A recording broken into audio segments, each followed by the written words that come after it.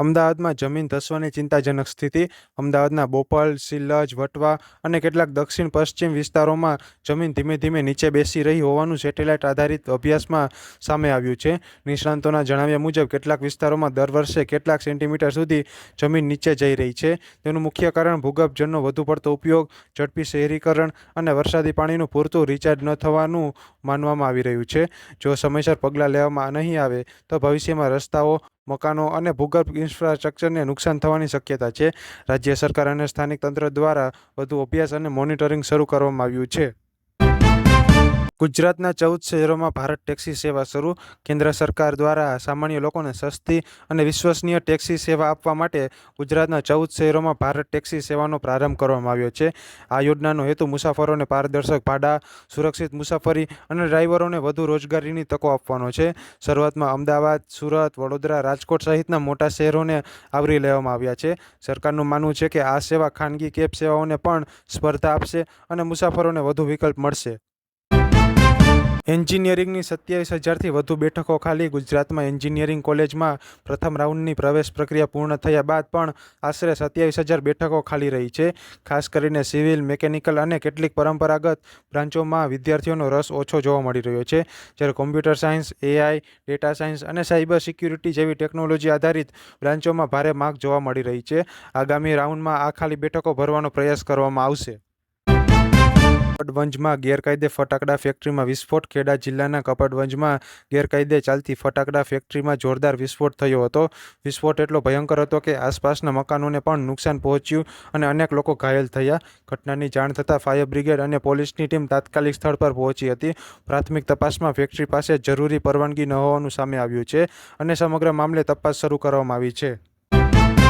ગુજરાતમાં ઘર ખરીદવું વધુ મોંઘું બન્યું. છેલ્લા કેટલાક વર્ષોમાં ગુજરાતમાં મકાનોના ભાવમાં સતત વધારો થતાં હોમ લોનની સરેરાશ રકમ વધી ગઈ છે. બીજી તરફ નવા હોમ લોન ખાતાઓની સંખ્યામાં ઘટાડો નોંધાયો છે. નિષ્ણાંતોના જણાવ્યા મુજબ ઊંચા વ્યાજ દર અને મોંઘા મકાનોને કારણે મધ્યમ વર્ગ માટે ઘર ખરીદવું વધુ મુશ્કેલ બન્યું છે. ખાસ કરીને અમદાવાદ, સુરત અને વડોદરા જેવા શહેરોમાં ભાવમાં નોંધપાત્ર વધારો થયો છે. ગુજરાતમાં વરસાદ ફરી સક્રિય થવાની આગાહી. હવામાન વિભાગના જણાવ્યા મુજબ હાલમાં કેટલાક વિસ્તારોમાં વરસાદની ગતિ ધીમી પડી છે, પરંતુ આગામી 48થી 72 કલાકમાં દક્ષિણ ગુજરાત, સૌરાષ્ટ્ર અને ઉત્તર ગુજરાતના કેટલાક વિસ્તારોમાં ફરી ભારે વરસાદની શક્યતા છે. માછીમારોને દરિયો ન ખેડવાની સલાહ આપવામાં આવી છે અને નીચાણવાળા વિસ્તારોમાં રહેતા લોકોને સતર્ક રહેવા સૂચના આપવામાં આવી છે. અમદાવાદમાં એવીસી મેન્સ વોલીબોલ કપનો પ્રારંભ. અમદાવાદમાં એવીસી મેન્સ કપનું આયોજન કરવામાં આવ્યું છે.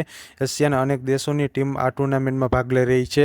આ સ્પર્ધાથી ગુજરાતમાં આંતરરાષ્ટ્રીય રમતગમતને પ્રોત્સાહન મળશે અને સ્થાનિક ખેલાડીઓને પણ મોટી પ્રેરણા મળશે. ગુજરાતમાં 48,000થી વધુ શાળાઓમાં રસીકરણ અભિયાન. ગુજરાત સરકારે રાજ્યભરની 48,000થી વધુ શાળાઓમાં ટીડી અને ડીપીટી રસીકરણ અભિયાન શરૂ કર્યું છે. આ અભિયાન હેઠળ લાખો વિદ્યાર્થીઓને ટીટનસ અને ડિફ્થેરિયા જેવી ગંભીર બીમારીઓ સામે રક્ષણ આપતી રસી આપવામાં આવી રહી છે.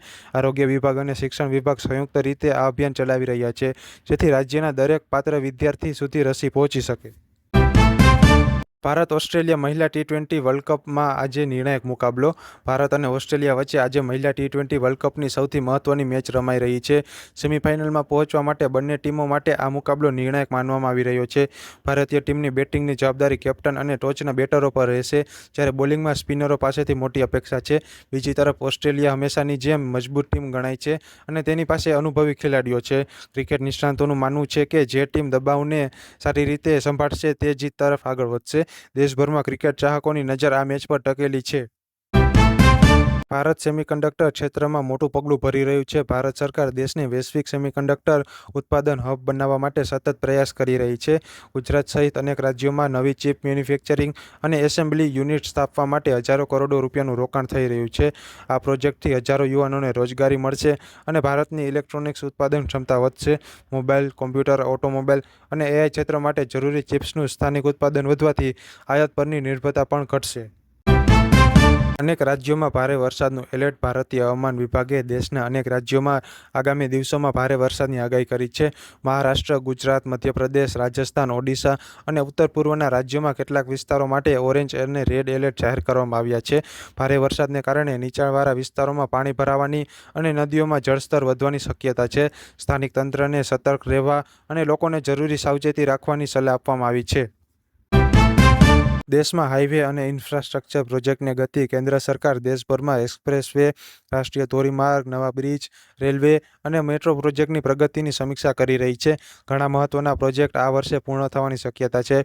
સરકારનું કહેવું છે કે આ પ્રોજેક્ટથી મુસાફરોનો સમય ઘટશે, વેપારીને પ્રોત્સાહન મળશે અને લાખો લોકોને રોજગારીની નવી તકો મળશે. શેર બજાર પર વૈશ્વિક સંકેતોની અસર. ભારતીય શેર બજારમાં છેલ્લા કેટલાક દિવસોથી વૈશ્વિક બજારોના સંકેતોની સીધી અસર જોવા મળી રહી છે. રોકાણકારોની નજર અમેરિકાના વ્યાજ દર, ક્રૂડ ઓઇલના ભાવ અને વૈશ્વિક આર્થિક પરિસ્થિતિ પર છે.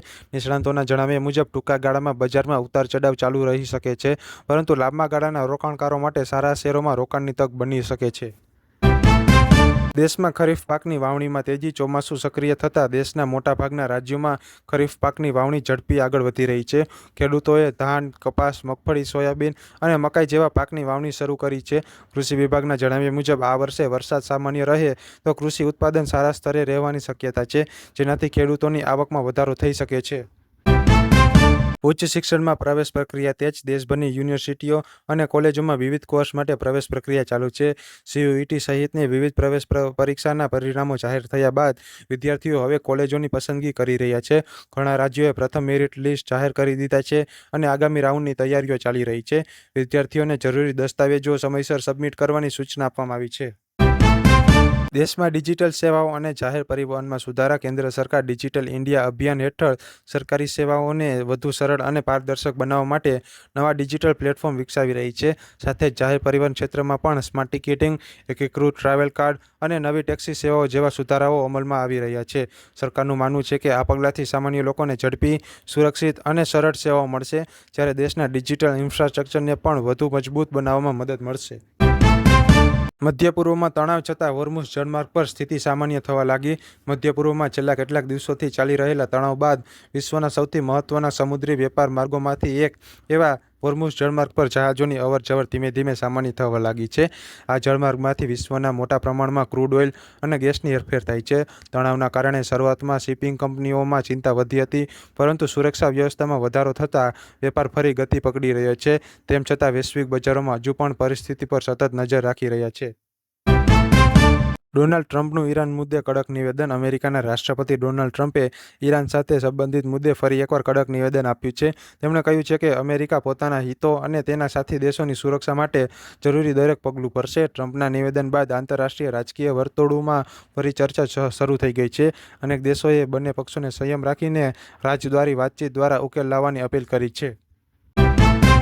જાપાનમાં શક્તિશાળી ભૂકંપના આંચકા. જાપાનના કેટલાક વિસ્તારોમાં આજે શક્તિશાળી ભૂકંપના આંચકા અનુભવાયા હતા. ભૂકંપ બાદ લોકોમાં થોડા સમય માટે ભયનો માહોલ સર્જાયો હતો અને અનેક ઇમારતો ખાલી કરાવવામાં આવી હતી. સ્થાનિક સત્તાવાળાઓએ શરૂઆતમાં સુનામી અંગે સાવચેતી રાખવાની સૂચના આપી હતી, જોકે બાદમાં મોટા નુકસાનની કોઈ સત્તાવાર માહિતી સામે આવી નથી. જાપાન વિશ્વના સૌથી વધુ ભૂકંપ પ્રવણ દેશમાંનો એક હોવાથી ત્યાં સતત મોનિટરિંગ કરવામાં આવે છે. ફિફા વર્લ્ડ કપ 2026માં આજે મહત્વપૂર્ણ મુકાબલો. ફિફા વર્લ્ડ કપ 2026માં આજે અનેક મહત્વપૂર્ણ ગ્રુપ મેચો રમાઈ રહી છે. વિવિધ દેશોની ટીમો આગામી રાઉન્ડમાં સ્થાન મેળવવા માટે મેદાનમાં ઉતરી રહી છે. વિશ્વભરના કરોડો ફૂટબોલ ચાહકોની નજર આજના મુકાબલાઓ પર છે. કેટલીક ટીમો માટે આ કરો અથવા મરો જેવી સ્થિતિ છે, કારણ કે હાર થતાં ટૂર્નામેન્ટમાંથી બહાર થવાનો ખતરો છે. ખેલાડીઓના પ્રદર્શન અને પોઈન્ટ ટેબલમાં થતા ફેરફાર પર ચાહકો સતત નજર રાખી રહ્યા છે. ક્રૂડ ઓઇલના ભાવમાં ફરી અસ્થિરતા. મધ્ય પૂર્વની પરિસ્થિતિને કારણે આંતરરાષ્ટ્રીય બજારમાં ક્રૂડ ઓઇલના ભાવમાં ફરી ઉતાર ચઢાવ જોવા મળી રહ્યા છે. જો ભાવમાં સતત વધારો થાય તો પેટ્રોલ અને ડીઝલના ભાવ પર પણ તેની અસર પડી શકે છે. ભારત પોતાની જરૂરિયાતનો મોટો હિસ્સો આયાત કરે છે, તેથી વૈશ્વિક બજારમાં થતા ફેરફારોની સીધી અસર ભારતીય અર્થતંત્ર પર પડી શકે છે. સરકાર અને ઓઇલ કંપનીઓ સ્થિતિ પર નજર રાખી રહી છે. એશિયા અને યુરોપની અર્થવ્યવસ્થાને લઈને નવા અંદાજો. આંતરરાષ્ટ્રીય આર્થિક સંસ્થાએ એશિયા અને યુરોપની આર્થિક વૃદ્ધિ અંગે નવા અંદાજ જાહેર કર્યા છે. કેટલાક દેશોમાં મોંઘવારીમાં ઘટાડો થતાં વિકાસની ગતિ સુધરવાની શક્યતા વ્યક્ત કરવામાં આવી છે, જ્યારે કેટલાક દેશોમાં હજુ પણ વ્યાજદર અને વૈશ્વિક વેપારની અનિશ્ચિતતાને કારણે પડકાર યથાવત છે. રોકાણકારો અને ઉદ્યોગ જગત હવે આગામી નીતિગત નિર્ણયો પર નજર રાખી રહ્યા છે. ગીરના સિંહોની વધતી સંખ્યા વિશ્વમાં ચર્ચાનો વિષય. ગુજરાતના ગીર અભયારણ્યમાં એશિયાટિક સિંહોની સંખ્યા સતત વધી રહી છે, જેને વૈશ્વિક સ્તરે સફળ વન્યજીવન સંરક્ષણનું ઉદાહરણ માનવામાં આવે છે. જોકે કેટલાક વન્યજીવ નિષ્ણાતોએ ચિંતા વ્યક્ત કરી છે કે એક જ વિસ્તારમાં મોટી સંખ્યામાં સિંહો રહેવાના કારણે કોઈ રોગચાળો અથવા કુદરતી આફત આવે તો મોટું જોખમ ઊભું થઈ શકે છે. તેથી સિંહોના વૈકલ્પિક નિવાસસ્થાન અંગે પણ ચર્ચા ચાલી રહી છે. વિશ્વભરમાં અતિશય હવામાનની અસર. આબોહવા પરિવર્તનની અસર વિશ્વના અનેક દેશોમાં સ્પષ્ટ જોવા મળી રહી છે. કેટલાક વિસ્તારોમાં ભારે ગરમીના કારણે તાપમાન નવા રેકોર્ડ બનાવી રહ્યું છે, જ્યારે અન્ય દેશોમાં ભારે વરસાદ, પૂર અને ભૂસ્ખલનની ઘટનાઓ વધી રહી છે. વૈજ્ઞાનિકોનું કહેવું છે કે જો ગ્રીનહાઉસ ગેસના ઉત્સર્જનમાં ઘટાડો નહીં થાય તો ભવિષ્યમાં આવી અતિશય હવામાન ઘટનાઓ વધુ ગંભીર બની શકે છે. એઆઈ અને સેમિકન્ડક્ટર ક્ષેત્રમાં વૈશ્વિક સ્પર્ધા તેજ. વિશ્વભરના મોટા દેશો હવે એઆઈ અને સેમિકન્ડક્ટર ટેકનોલોજીમાં આગળ વધવા માટે અબજો ડોલરનું રોકાણ કરી રહ્યા છે. અમેરિકા, ભારત, જાપાન, દક્ષિણ કોરિયા અને યુરોપીય દેશ નવી ચીપ ફેક્ટરીઓ, એઆઈ ડેટા સેન્ટરો અને સંશોધક પ્રોજેક્ટ પર ભાર મૂકી રહ્યા છે. નિષ્ણાતોનું માનવું છે કે આગામી દાયકામાં એઆઈ અને સેમિકન્ડક્ટર ક્ષેત્રે વૈશ્વિક અર્થતંત્ર અને ટેકનોલોજીનું સૌથી મહત્વપૂર્ણ કેન્દ્ર બનશે, જેના કારણે રોજગારી અને નવી શોધોને પણ મોટા વેગ મળશે.